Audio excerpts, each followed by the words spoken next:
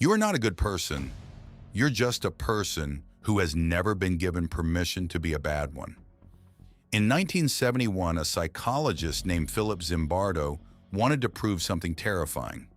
That evil isn't something you're born with. It's something a situation can switch on inside anyone, including you. So he built a fake prison in the basement of Stanford University. Then he found 24 volunteers, the most normal men he could find.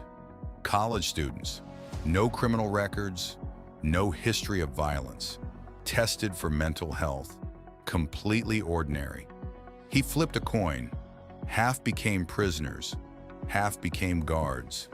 That single coin flip was the only difference between them. The prisoners were arrested at their homes by real police, fingerprinted, blindfolded, stripped, given numbers instead of names. From now on, no one would call them by their name again. The guards were given uniforms, mirrored sunglasses so no one could see their eyes, and wooden batons.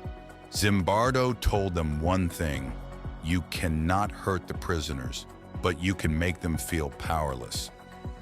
Day 1. Nothing happened. The guards felt awkward. The prisoners laughed. It felt like a game. Day 2. The prisoners rebelled. They barricaded their cells, and something in the guards changed. They sprayed the prisoners with fire extinguishers, stripped them naked, took their beds, forced them to do push-ups while standing on their backs. No one told them to do this. They invented it themselves. By day 3, the guards split the prisoners. A good cell with privileges, a bad cell with nothing. Then they switched people around so no one could trust anyone. This is the same tactic used in real prisons, real torture camps. Nobody taught them this. The situation did. One prisoner broke down, screaming, crying, uncontrollable. They thought he was faking, so they punished him more. He wasn't faking. By day 5, prisoners were asking for parole instead of just leaving. They had forgotten they could quit at any time. They had forgotten it wasn't real. They had forgotten they were free men who volunteered for a study. The guards were now waking prisoners at 2 a.m. for counts, making them clean toilets with their bare hands, inventing new humiliations every single shift. And here is the part that should scare you. Zimbardo himself stopped being a scientist. He became the prison warden.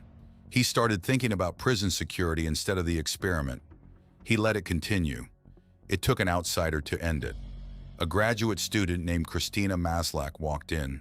She saw what was happening, and she was horrified.